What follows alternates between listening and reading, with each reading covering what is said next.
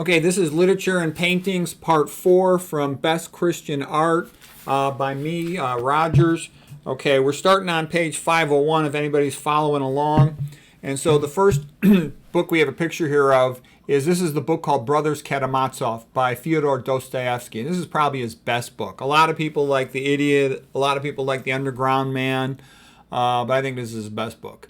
Okay, this is Grushenka, kind of the wild and crazy girl, who was then the girlfriend of Dmitri, the wild and crazy brother of the brothers Karamazov. Ivan was the smart intellectual one, but a little bit trending towards atheist, which kind of drove him crazy. The best guy was Alyosha. Alyosha is the example of how you want to live.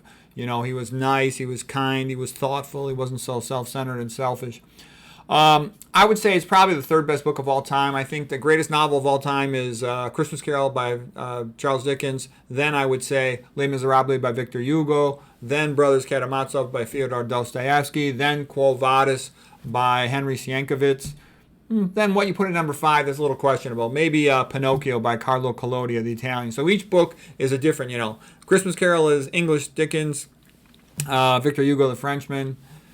Dostoevsky, the Russian. Quo Vadis, the Polish, and Pinocchio, Carlo Collodi, is the Italian. Pinocchio is a much more sophisticated book than people think it is. Okay, so anyways, this is Fyodor Dostoevsky, and he was a great proponent of the only thing that's going to save mankind is Christianity. And I think that is true, because it's the only thing that everybody could join. You might say, well, gee, the Japanese are very nice people. But Shinto is just never going to be a world religion. It's the religion of Japan. It's worked out pretty well for a lot of them, but Christianity is the only thing that could make people all around the world all get along and be nice to each other, in my opinion. Like a lot of Hindu friends, I got Indian friends, they're happy with Hinduism. Oh, good. I'm glad they're happy. That's nice. But I just don't think Hinduism is ever going to rally all the American people together. I just don't see it. So, be that as it may, because people need to have a culture. If you don't have a culture is imposed on you. And what I like about Christianity is all the stuff about being nice to each other, help each other, love thy neighbor.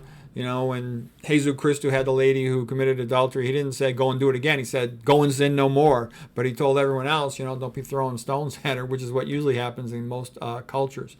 So anyways, this is a masterpiece. What I do, most people say they don't have time. I just listen to the audiobooks in the car. Most people commute. And you can also get through audiobooks while you're eating dinner. Just listen to each chapter and you'll get through it. Like I'm doing every chapter in this book.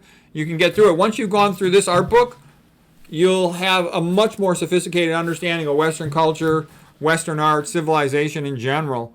And you'll understand it's worth protecting. It's the greatest cultural tradition of any culture in the world by far. There's nothing even close. Non-Christian cultures, when it comes to literature and art, are basically a joke compared to Christianity. They all stink compared to Christianity. There's no comparison. Okay? And if anybody wants to contest that statement, just put the name down in the comments, and I'll be happy to look up the authors. I've been saying that for years. Nobody's ever been able to challenge it in a significant way. Okay, now here's a magnificent book. This is Ayn Rand. Ayn Rand is the smartest woman who ever lived. This is her best book. It's called The Romantic Manifesto. It's just completely brilliant. Okay, she really paid her dues. She was a poor girl from Russia who then, her family was pushed out of Russia when it was transforming into becoming a, cow, and then a moon, and then east. And, she came to America and she's like, oh my God, here in Russia, everybody's starving and dying. Comes to America and you got these skyscraper buildings in New York. It was just magnificent. And she wanted to be a writer, so she paid her dues and read all the writers from the 1800s. And she said that aesthetically, the 1800s were light years ahead of the 1900s. And she's correct again. All those books I just mentioned, Christmas Carol, Brothers Karamazov, Les Miserables, Quo Vadis, they're all from the 1900s. Okay? And one of the most popular books of the 1900s too was Ben-Hur. Okay, one after another masterpiece books.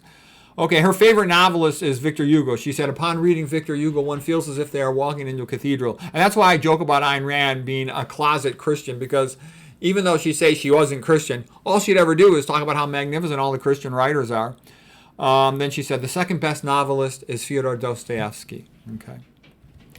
My favorite quote from Ayn Rand with regard to art is where she said that Art is the concretization of metaphysics, meaning that you take your personal value system and philosophy and you put it into a painting or into a book. The concretization of metaphysics. That's actually an incredibly brilliant statement. Okay, another quote by Ayn Rand. The three great ages of art and literature were the ancient Greeks, the Renaissance, and the 1800s. The literature of the 1800s was quite superior to that 1900s. So I think people should know this. The three great ages of art and literature were the ancient Greeks, the Renaissance, and the 1800s. That's why if you want to be educated, moderately sophisticated in terms of your understanding of literature, philosophy, and culture, you have to study the ancient Greeks, the Italian Renaissance, and then what happened in the 1800s in Europe. That's where it's at.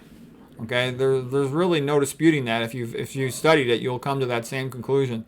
The ancient Greeks were incredible, like about the highest population density concentration of geniuses ever in the history of the world. And I think what happens is lots of places have high IQ people, but they never do anything because there's no incentive. They don't have the creative metaphysics. They don't have a society that values it. Because, I know tons of high IQ doctors. Most of them never, ever do anything, not one single thing creative their whole lives, from what I've seen. And I think it's because it depends on their value system, on their goals in life. If your goals are just get your work done for the day, make your money, go home and enjoy yourself, spend some time with your family, that's a perfectly reasonable, good life. But it's not a creative life. If you're going to be creative, you need something that pulls you to creative achievement, something like a belief in God and the Christian story. Okay, so here is Arthur Schopenhauer. I show you this because his book and that of Ayn Rand, they're the two best books ever written. By the way, I've read over 200 books about literature, about just literary theory and how to write and criticism, philosophy of literature. Also, I was very interested in it because I wanted to be a writer myself, and some of my lawyer friends were teasing me that my writing kind of sucked. So I decided to really study literature. And I just tell you this because these are the two best ones. And I just mentioned Ayn Rand, and now here is The Art of Literature by Arthur Schopenhauer. And it's magnificent. And it really tells you, if you really want to write something good, not just a piece of BS to try to sell and make money, but something of high quality, Arthur Schopenhauer is the guy to, Ayn Rand and Arthur Schopenhauer to inspire you. But Arthur Schopenhauer really digs into what it is that makes a book great. He could read in like 5 different languages. The guy was one of the biggest geniuses Germany ever produced. Yeah, he was a little crazy, but Ayn Rand's a little crazy. All geniuses are a little crazy, so don't even waste my time with that argument. The real key is, what did they produce and create that might be of use to us? Okay, so I'm going to read you a little bit of a quote by Arthur Schopenhauer. All truth passes through 3 phases. First, it is ridiculed. Second, it is vehemently opposed. Third, it is accepted as self-evident. He lived from 1788 to 1860. Okay, so he was inspired by Goethe, Johann von Wolfgang Goethe in Germany. Okay, Schopenhauer continues. The object of science is to recognize the many in the one, to perceive the rules in any given example, and not to go on counting up facts ad infinitum. Okay? All right, now more Schopenhauer stuff I love. He says, the best source of happiness comes from who the man is. A happy life is impossible. The highest a man can achieve is a heroic life. And I love that, and I think that totally fits me. Like I told you, my kid comes up to me, this is just a couple of years ago, about 2 years ago, and he goes, Dad, why are you so happy? He says, out of all the people in the whole family, he says, you have the worst life. He says, your life sucks. I would hate to live like you do. He says, but you're the happiest person in the family. Why is that? And I said, because I know who I am, and I live my life based on who I am. I don't try to not be who I am.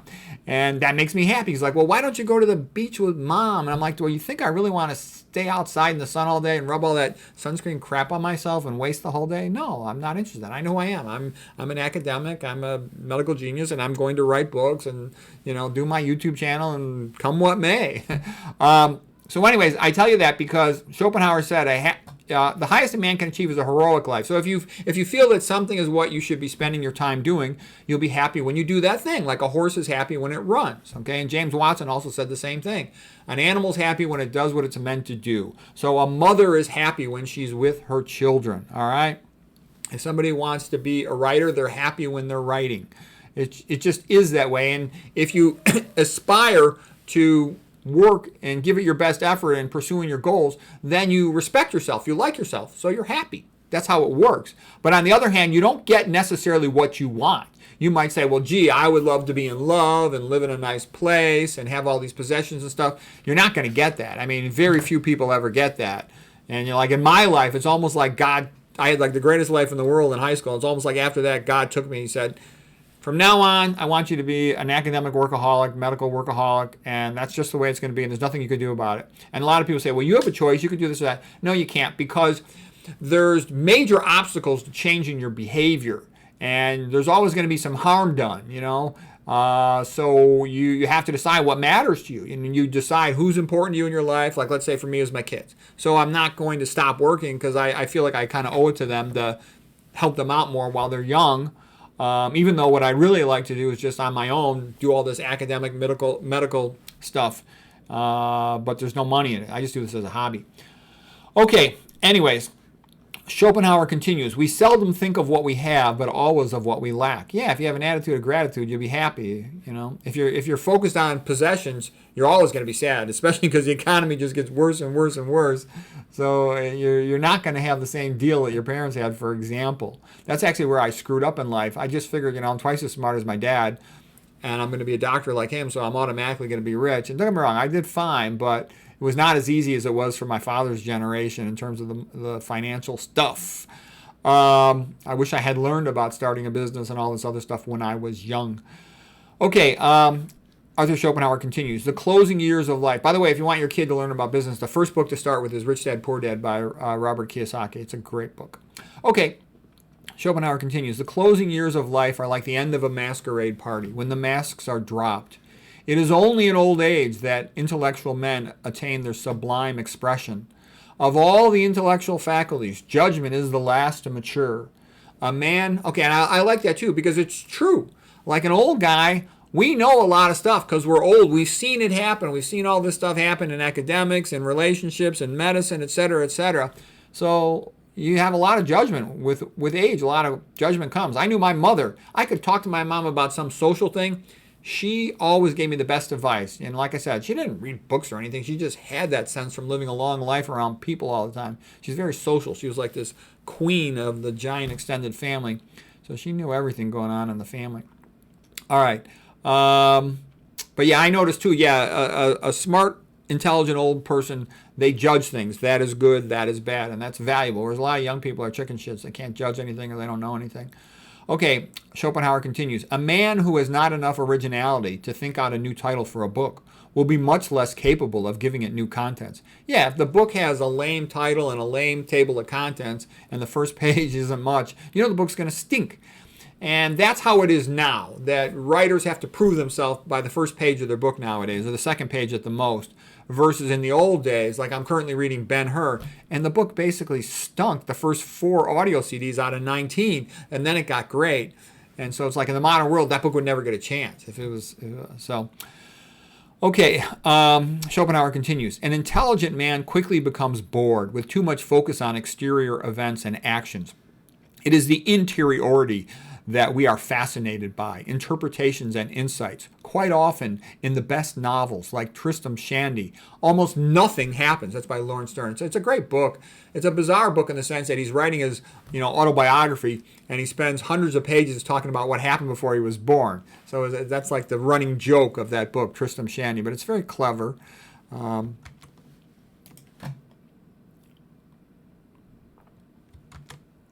And what he's also saying too, that an intelligent man is bored by just exterior events and actions. He's talking about, look at Hollywood. When I was young, there was a lot of Hollywood stuff that was real meaningful. There was the tearjerker movies, like Wonderful Life with Jimmy Stewart. I mean, that was just magnificent. That's family right there. Okay, it was magnificent. And there were a lot of great movies like that in the old days. And then there were also a lot of heroic macho men. There was Clint Eastwood, Charlton Heston. Mel Gibson, all these other great actors, Sylvester Stallone. There was the best comedies, Animal House, Stripes, Caddyshack with Rodney Dangerfield. That was great stuff. Okay, Eddie Murphy back in those days. All right, so anyways, what I'm trying to say is the movies were based on the characters, the people, the humor, whereas nowadays you look at a Hollywood movie and it's a piece of junk. It's just a bunch of special effects and it's loud, it's violent, it's crap. It's third world garbage for illiterates. Okay, Schopenhauer continues, true brevity consists only in what is worth saying, while avoiding all that everyone else can think for themselves. To use many words to communicate few thoughts is the unmistakable sign of mediocrity. To gather much thought into few words stamps the man of genius. So what I try to do too is anytime I write anything, if I write an email, when I make a medical report on something, I write a note in the chart, I dictate a case, I try to always use good writing. And the reason for that is if it's a habit, it becomes automatic. If every time you write an email you think, am I communicating effectively and concisely, you'll always write effectively and concisely. You just become that way. So that's what you want to do. And I got lots of little things that I take from my literary training and knowledge, and I put it into my medical writing. I get lots of compliments on my neuroradiology reports being fantastically clear. So anyways, let's see what else he said. And yeah, that's true. A great writer, it just sort of flows and you know exactly what they're saying. Versus when you read a letter written by somebody or an email written by somebody who sort of, can't really think too well, it's all convoluted and awkward and stuff. Okay, as a matter of fact, I know a lot of people, I think they're basically helpless in life and they get screwed over because they can't articulate themselves well. I've seen people get screwed over in life and then they try to write a letter in their own self-defense and it's so convoluted they're not able to defend themselves, so they get picked on, they get treated unfairly. It's just a fact. Okay, Schopenhauer continues, when I have read a few pages of an author, I know fairly well how far he can bring me. An obscure and vague manner of expression is always a very bad sign. In the 99 cases out of 100, it comes from a vagueness of thought, and it almost always means that there is something wrong about the thought itself, that it is incorrect. The task is to think what nobody yet has thought about that which everyone else sees. The task is to think what nobody yet has thought about that which everyone sees. It only takes a few pages to see the author's skill and intention. If the author does not quickly display some valuable information and only seems to be writing to fill up the page with words, then quickly throw the book into the garbage because time is too valuable to waste. Okay, so basically you can tell, a lot of books, they really only have about 5 pages of content and the rest is just filler. So they just keep wasting your time, keeping you in suspense at the beginning. Those books are always a waste of time. Schopenhauer continues, a great writer writes because he has something to say. He does not write for fame or for money because he knows he will not get any. He writes for great men and for posterity because too few of his contemporaries will be able to follow his thoughts. He is like a man who knows the correct time, but it is of no use to him because everyone else is using a different alarm clock, a different clock. He plans his book like an architect plans a building. He has really thought about the topic. He has conversed about the topic. He writes about his own experience and his own thoughts and his own experience. He expresses in a fresh and forcible way. Simplicity has always been held to be a mark of truth. It is also a mark of genius. Okay, so what I'm saying right there is that's what a lot of great books are written. Most of the great books you'll read, if you go back through time and history, they were written by people who were exiles or prisoners or things like that, John wrote, the book of Revelation when he was on Patmos. Cicero wrote quite a bit when he was in exile from Rome. Voltaire wrote when he was in exile from France.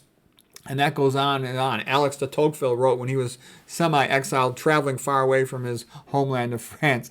And you'll see that is a common pattern. And, basically, look at my books. I'll write books, and they'll be the best book ever written in that subject. I've written the best book ever written about cancer. I've written the best book ever written about prevention of dementia. I've written the best book ever written about how the internal medicine textbooks and the internal medicine fellowship books and the medical school textbooks, they're all a joke. They're all completely wrong.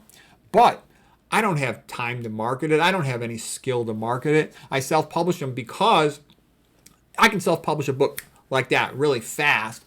And that's all I got time for. I'll see that I got, 5 days off this month, 5 days off that next month, plus my weekends. And I already have tons and tons of, I'll write notes. If I see an interesting video, I'll make notes of it. I read an interesting book, I make a note of it. So when it comes crunch time to make a book, I write a quick outline, a mind map, and I just write the book super fast. But what I'm trying to say is I know I'm not going to sell too many, but I know I'm writing the best thing done. So my attitude is kind of like I figure there's enough smart people out there that they'll find it. They'll find it somehow. And I get lots of compliments from, really smart doctors. The smartest of the doctors give me tons of compliments. So but then on the other hand, what do I see? You go to Amazon and some lying bullshit artist is going to sit there and tell all the people, oh, you should eat more soy. Oh, you should have more olive oil. You should have coffee. You should have omega-3s, all this nonsense. Their book will have 1,000 reviews. It'll be everywhere, posted around. Everybody on the internet wants to interview them, I tell them eat low-fat, low-sodium, vegan, no oil, all this stuff, and nobody wants to speak to me. That's how it goes. But, you have to kind of make a choice on a lot of things in life. You either want to get promoted by being a kiss-ass conformist, or you want to try to do something really good. So I'll try to do something really good. I'll answer to Christ. I care what the smart people and what he has to think of me more than what the conformity rewards you for. But on the other hand, yeah, I do get jealous. I mean, look at this. What's his name? Andrew Huberman, I think he's kind of a nice guy. I don't know if he's one of those fake Christians trying to trick people into buying the Halo app or some other nonsense like that. But, he's got 5 girlfriends and he's making millions of dollars with his YouTube channel, and he's like a mental retard compared to me. And he sells a lot of BS. Okay, I tell the truth, and I don't even have a monetized channel. I make nothing from this. So what I'm trying to say is there are rewards for being a kiss-ass conformist BSer, okay, and liar. And sadly, that's true. That's the way it is in academics, unfortunately. Okay, let's continue with Schopenhauer. He says, all right, let me go to the next page on Schopenhauer here. That's about it for Schopenhauer. Okay, I got a little more here. Since similes and metaphors are such a powerful engine of knowledge, it is a sign of great intelligence in a writer if his similes are unusual and at the same time to the point. The characteristic sign of a mind of the highest order is that he always judges at first hand. And you'll see that if you're around some really smart people. I've been around some genius people in my life. They're like, this is good, this is bad. They don't care about any other system of judgment. They know how to make a judgment for themselves, and they trust themselves more than anything else. But at the same time, if they're ignorant on something, they'll read about it. Okay, Schopenhauer continues. Exaggeration of every kind is essential to dramatic art. Good writing should be guided by, and I like what Voltaire had another quote. He said, any style of writing is good except for the boring kind, okay?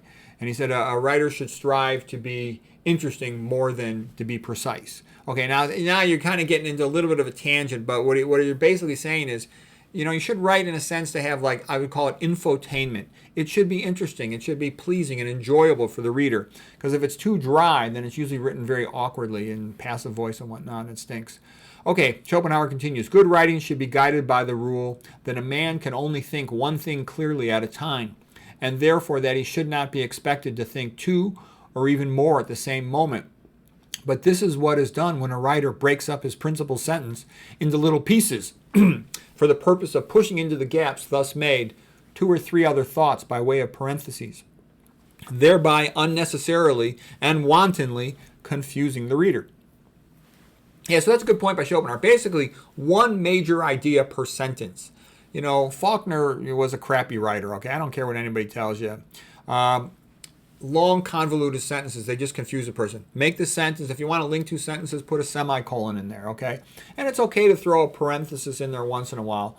I mean, the big thing that's good is there's some nuance here. It's good to use a positive. So, like, when you describe a person, you can say, like, oh, the redhead that works in human resources, the one with the big plastic glasses framed, okay? That little extra one, say, the one with the glass like this, it clarifies who the person is pretty effectively. Those are called the positives. They speak back about the original subject. Those can be quite valuable. You have to know how to use them. And I would say the greatest rule of all writing, and the one I try to go by, is I come to this conclusion after reading over 200 books on writing, is that you just write the way you would write if you're talking to an intelligent friend.